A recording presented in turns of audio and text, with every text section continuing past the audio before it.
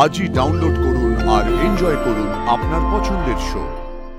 আমি সত্যি এখনো বিশ্বাস করতে পারছি না, আমি বাবা হয়ে গেছি। বাবা হয়ে গেছে, আমাদের বাড়িতে একটা পরী এসেছে। এবার বলুন তো, কে কে আপনাদের দলের লোক? নীলাঞ্জনা, আপনি কিন্তু এদের মধ্যে বিলং করেন না। প্লিজ আমাকে কোঅপারেট করুন। বলুন কারা এই দলের লোক। আপনি যদি আমাকে সাহায্য করেন তাহলে কিন্তু আমিও আপনার পাশে থাকবো, মনে রাখবেন। তাই সত্যি কথাটা প্লিজ বলুন। সে তো ভালো কথা, আপনারা আমার পাশে থাকবেন, কিন্তু পিয়ালবনিটা কোথায়? কি হয়েছে সেখানে? খুব বেশি চালাকি করার চেষ্টা করছেন না নীলাঞ্জনা? অতি চালাকের গলায় দড়ি, জানেন তো? জানি তো, তার জন্যই তো চালাকি করছি না। সত্যি কথা বলছি, আমি জানি না, সত্যি জানি না পিয়ালবনি কোথায়।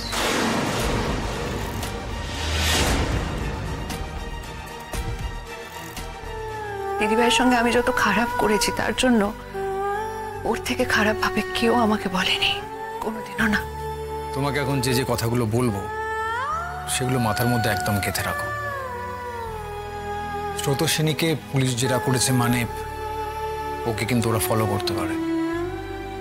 মনে রেখো, কোনোদিন যদি আমরা ধরা পড়ি তাহলে কোনো পরিস্থিতিতেই স্রোতস্বিনীর এখানে আসার কথা কিন্তু তুমি পুলিশের কাছে স্বীকার করবে না।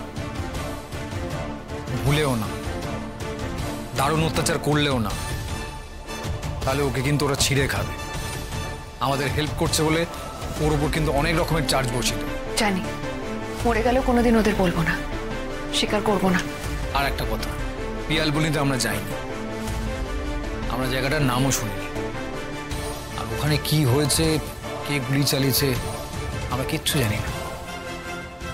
তোমার কপালে বন্দুক ঠেকাক বা আমার বুকে গুলি লেগে যাক, এই দুটো কথা কিন্তু সব সময় খেয়াল রাখবে। তোমাদের শেষবারের মতো বলছি, তোমরা যা যা জানো আমাদেরকে বলো, সাক্ষী হও, সাহায্য করো আমাদের। আমি বলছি সরকার তোমাদের কথা শুনবে, তোমাদের যা যা সমস্যার কথা তোমরা জানাও। আর এই ডাকাতদের আশ্রয় দিতে হবে না, এরা খুনি, এরা মানুষ খুন করে। কে খুনি? বল না, কে খুনি?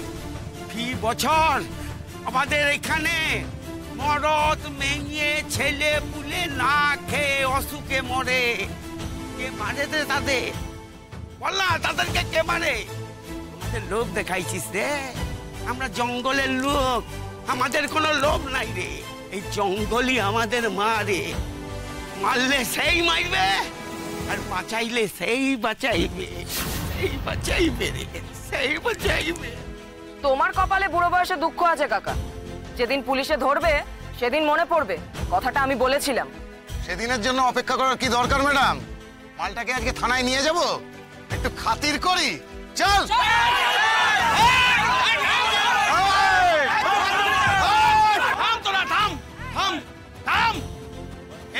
ওদের গায়ে হাত দিবি ক্লাই বটে।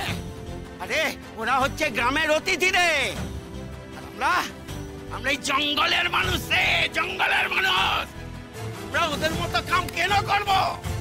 এই চল না কেন, চল চল নিয়ে চল। ওরা আমাদের বাপ বটে, উয়ার গায়ে হাত পড়লে এখানে লাশ পড়বে। এই এদের দুজনকে তোলো গাড়িতে, চলো।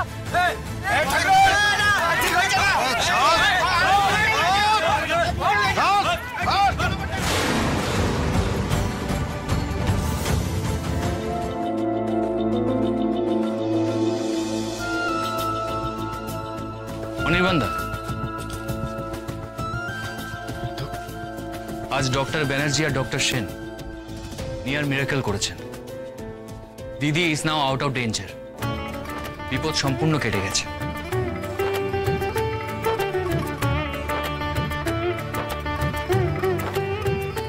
ঠাকুর, বাঁচালে ঠাকুর, বাঁচালে। একটা ব্লিডিং কিছুতেই বন্ধ হচ্ছিল না দিদির আগের সার্জারির জায়গা থেকে, আর সেটার জন্য এই সিচুয়েশন যথেষ্ট খারাপ হয়েছিল। একটা সময়ের জন্য মনে হচ্ছিল হয়তো এই লড়াইটা আমরা জিততে পারবো না, কিন্তু ওরা দুজনে সেই অসম্ভবটাকে সম্ভব করেছেন। দিদি এখন সম্পূর্ণ ঠিক আছে। Thank you Sarth, thank you. বলছি রায়ের জ্ঞান এসছে, মানে ও কি কথা বলছে? না, ওর জ্ঞান ফিরতে একটু সময় লাগবে। ঘন্টা দুয়ের আগে তো নয়, তবে এটা আপনাদের বলবো, রায়পূর্ণা একজন সত্যিকারের লড়াকু মেয়ে। ও একটা সাংঘাতিক সময়ের মধ্যে দিয়ে এই কয়েক মাস গেছে। শুধুমাত্র অসম্ভব মনের জোর আর বেঁচে থাকার জেদের জন্যই এই ধকলটাও নিতে পেরেছে। আমি আমার এতদিনের অভিজ্ঞতায় ওর মতো মেয়ে দেখিনি। আপনি একদম ঠিক বলেছেন ডাক্তারবাবু। আমার মেয়েটা সারা জীবনে অনেক লড়াই করেছে, কিন্তু সব লড়াইয়ে জিতেছে জানেন। এত ঝড়, এত দুর্যোগ গেছে, কোনোদিন আমার মেয়েটা ভয় পেয়ে একটু পালায়নি, সব জায়গায় জিতেছে। মা, আর চোখে জল ফেলবেন না, আমাদের রাই তো ভালো আছে। কিন্তু কতটা ধকল গেল বলো তোর উপর দিয়ে। আর চিন্তা নেই, আপনার মেয়ে এখন একদম ঠিক আছে। তুই মাসি হয়ে গেছিস, হ্যাঁ এবার তো হাস। ডক্টর আমি একবার রায়ের কাছে যেতে চাই, একবার দেখা করতে চাই রায়ের সাথে, প্লিজ। সেটা এখনই সম্ভব নয় মিস্টার সেন। এখন উনি কিছুক্ষণ পোস্ট সার্জারি অবজারভেশনে থাকবেন। আমরা তারপর ওকে কেবিনে শিফট করব, তারপর ওর কাছে যাওয়া যাবে। অনির্বাণদা, আমার উপর ভরসা রাখো, সব বিপদ কেটে গেছে। শুধু একটু ওয়েট করো, নিধির জ্ঞান এলে সবার আগে তুমি যাবে। পেশেন্ট কেবিনে শিফট হলে আমাকে জানাবে। আর আপনাদের সকলকে অভিনন্দন বাড়ির নতুন সদস্যের জন্য। এবার প্রাণ খুলে আনন্দ করুন সবাই।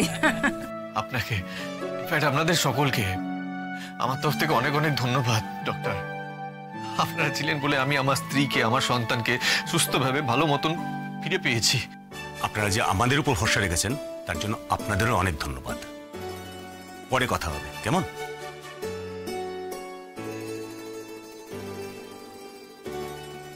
ওই দেখো চোখ চলচল করছে কেন? হ্যাঁ, চোখ চলচল করলে হবে? বাড়িতে রাজকুমারী এসছে, তাই তো?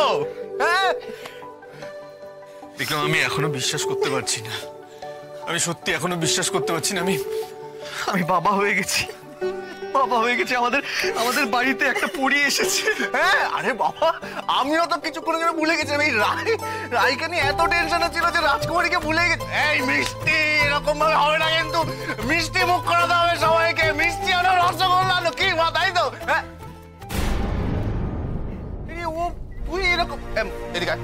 মা, এ দেখো তোমার মেয়েকে দেখো। হ্যাঁ, মেয়েকে দেখো কি অবস্থা। এরকম আলুর বস্তা করে রেখেছিস কেন মুখটায়? ভাই একটু হাস, তুই মাসি হয়ে গেছিস।